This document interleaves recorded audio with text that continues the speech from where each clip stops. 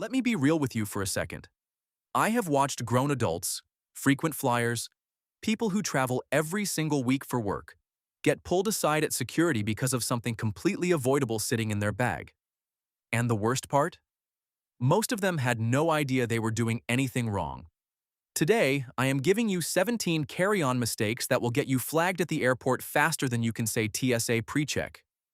Stick around because number 11 genuinely surprises almost everyone, and number 14 has cost people their flights entirely. Before we get into it, let me ask you something. Have you ever had that moment at the security line where the belt stops, the officer squints at the screen, and then looks directly at you? Your heart rate spikes. You start mentally scanning everything in your bag. You cannot remember if you packed something weird. That sick feeling in your stomach? That is completely preventable. Every single thing on this list is something real travelers have dealt with, complained about, and wished they had known before stepping into that line. Mistake number 1. Packing a bag that is too visually dense. This one sounds abstract, but it is incredibly common. When TSA puts your bag through the X-ray, what they are looking at is essentially a layered visual puzzle. If you have packed your bag so tightly with electronics, cables, books, and clothing all mashed together, the image on their screen looks like a chaotic mess. Officers cannot clearly see what is inside, which means they flag the bag for a manual search automatically. The fix is simple. Pack your electronics and cables in one clear pouch. Keep books and tablets together. Give your bag some visual breathing room. Mistake number 2. Forgetting snacks count as food items. A lot of travelers do not realize that certain foods can and do trigger secondary screening. Anything dense like a block of cheese, a jar of peanut butter, a solid chunk of chocolate, or even a big bag of nuts can look suspicious on the X-ray. The TSA actually has guidance that suggests removing food from your bag just like you remove laptops. Most people do not do this and then wonder why their bag gets flagged. If you are traveling with snacks, put them in one easily accessible section of your bag so you can pull them out quickly if needed. Mistake number 3. Leaving your laptop buried inside a stuffed bag. This is one of the most common reasons for delays at security. Standard screening in the US requires laptops to be removed from bags and placed in a separate bin. If your laptop is wrapped in a sleeve, tucked inside a padded section, surrounded by other tech items, and crammed under a sweater, you are going to be fumbling around for a solid 2 minutes while people behind you sigh heavily. Get a bag with a dedicated laptop compartment that opens completely flat, or at minimum, always put your laptop somewhere you can access it in 3 seconds. Mistake number 4. Liquids in the wrong containers. Everyone knows the 3-1-1 rule. 3.4 ounces per container, 1 quart-sized bag, 1 bag per person. But people still get flagged for this constantly. Why? Because they put liquids in containers that are technically under the limit but are not labeled. Or they squeeze a bunch of mini bottles into a bag that is clearly overstuffed and will not seal properly. TSA officers can and will pull that bag if it looks messy or if they suspect containers are over the limit. Use clear, labeled bottles. Do not overfill your quart bag and make sure it zips shut completely flat. Mistake number 5. Carrying multiple power banks without declaring them. Lithium-ion batteries have strict regulations in aviation, and for very good reason. You are allowed to carry power banks in your carry-on, not your checked bag. But if you show up with 3 or 4 large-capacity power banks without any clear organization, you are going to get questions. The threshold that tends to trigger extra scrutiny is anything over 100 watt-hours. Know the capacity of your power banks, keep them accessible, and if you are traveling internationally, check the specific rules for your destination because some countries are far stricter. Mistake number 6. Wearing the wrong shoes. This one gets people every single time. Shoes with thick soles, heavy boots, footwear loaded with metal hardware, or sneakers with embedded technology like pressure sensors and Bluetooth chips can all set off alerts or slow down the screening process significantly. You do not have to wear flip-flops to the airport, but if you are wearing construction boots or platform shoes with metal shanks, expect to be pulled aside. Choose slip-on shoes with minimal metal on travel days, or at least be prepared to remove your footwear quickly and thoroughly. Mistake number 7. Bringing wrapped gifts. This one breaks people's hearts every year around the holidays.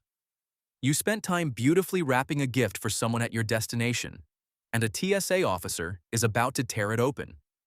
Why? Because wrapped packages are a visual obstruction on the X-ray.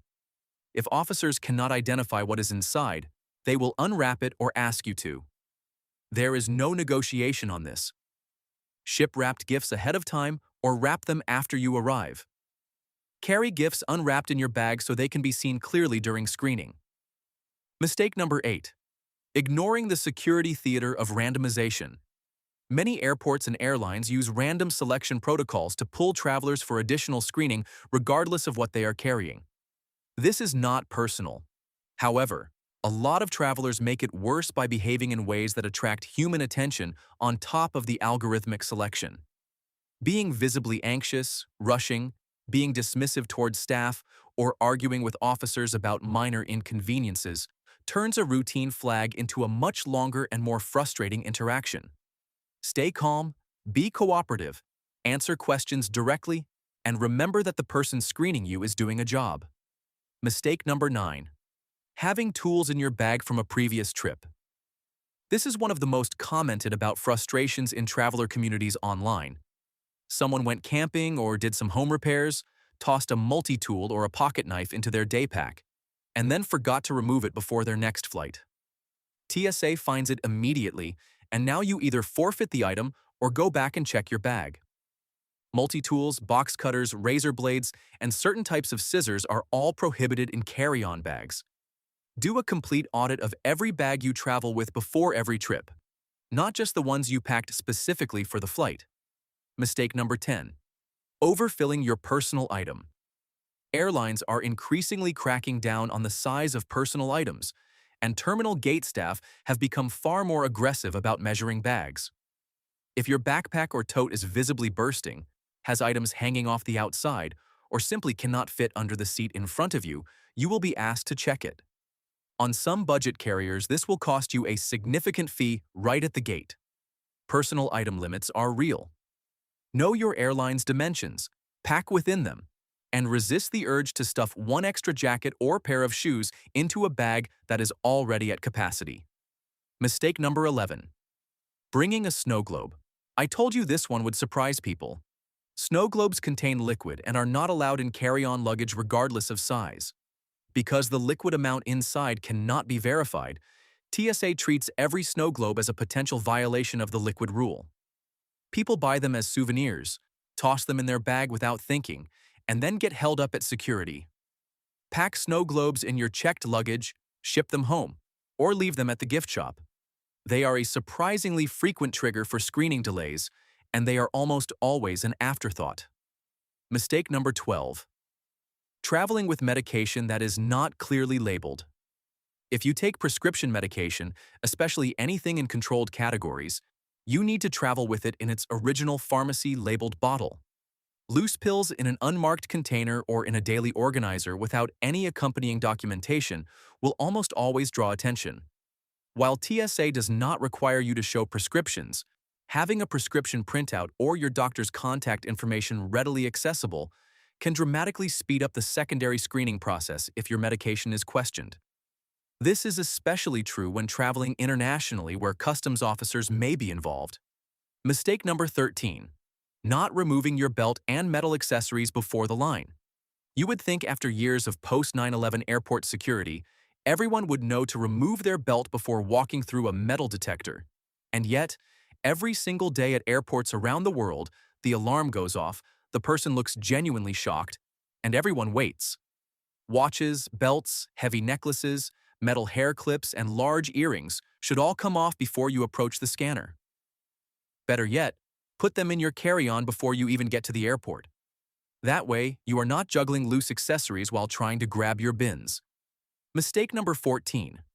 Trying to sneak in an oversized liquid. People attempt this all the time and it almost never works.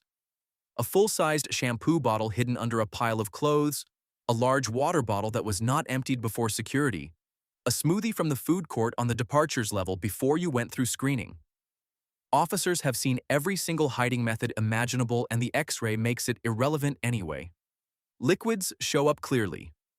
Do not waste your time or everyone else's. Buy travel-sized products. Transfer your essentials into approved containers before you leave home, and fill up your reusable water bottle after you clear security. Mistake number 15. Packing prohibited items you did not know were prohibited. This is where a lot of intelligent, well-meaning travelers get into trouble. The list of items prohibited in carry-on luggage is longer and more specific than most people realize. Certain sporting equipment, gel insoles above the liquid threshold, aerosol products, certain types of lighters, replica weapons, and even some types of batteries fall into restricted categories. Before you travel, especially internationally, spend 10 minutes on the TSA website or your specific airline's prohibited items page. It takes a fraction of the time compared to getting pulled aside, having your bag searched, and potentially missing your connection. Mistake number 16. Having an unorganized bag in general. Here is something that does not get talked about enough. TSA officers are human beings making rapid visual judgments under pressure. When they look at the X-ray of a well-organized bag, they can quickly identify what they are seeing and move on. When they look at a chaotic, overstuffed, randomly packed bag, their instinct is to stop and look harder. Organization is not just about your own convenience. It is a form of communication with the people screening your belongings. Packing cubes, clear pouches, and consistent placement of items across every trip makes the whole process faster for you and everyone around you. Mistake number 17. Arguing with TSA at the checkpoint. Save this for last because it is genuinely the one that can make everything else worse. You might be completely right. The rule you are being held up over might be inconsistently applied. The officer may be wrong about something. It does not matter in that moment. The security checkpoint is not the place to litigate policy, demand supervisors, or make your feelings known at volume. You can always file a complaint after your flight. You can contact your airline's customer service. You can use TSA's complaint channels. But arguing at the checkpoint has one consistent outcome. It makes everything slower, more complicated, and potentially much more unpleasant for you personally. Now, here is the thing about all 17 of these mistakes. They are all completely avoidable. None of them require you to fundamentally change how you travel. They just require a small amount of awareness and about 5 extra minutes of preparation before you leave for the airport. The travelers who sail through security every single time are not lucky. They are prepared. They know the rules, they pack with intention, and they treat the whole experience as something they can influence rather than something that just happens to them. Here is a bonus mistake that comes straight from real traveler feedback online. Assuming rules are the same at every airport, they are not. Standards can vary between international airports, domestic hubs, and smaller regional airports. What gets waved through in one location might trigger a full secondary search somewhere else.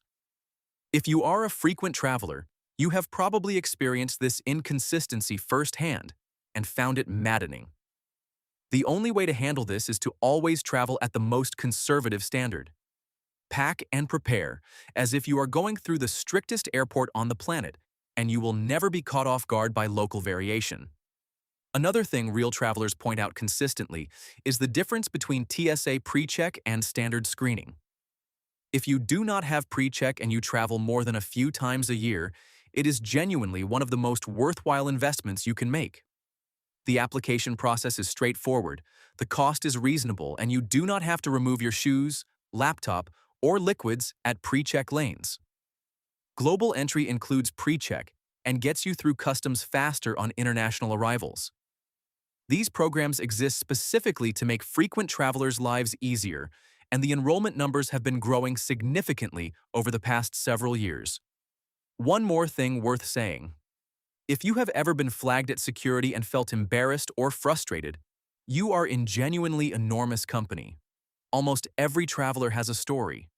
A forgotten water bottle, a multi-tool from a camping trip, a jar of fancy mustard that absolutely did not make it through. These experiences are universal. The goal is not perfection on the first try, but building habits that reduce friction over time so that Each trip is smoother than the last. If this video helped you or reminded you of something you have definitely been guilty of, hit the like button because it genuinely helps more travelers find this information before they hit that security line. Subscribe if you want more real practical travel content without the fluff. And drop a comment telling me the most surprising or frustrating thing you have ever had flagged or confiscated at an airport. Some of those stories are genuinely wild and I read every single one. Safe travels, and I will see you in the next one.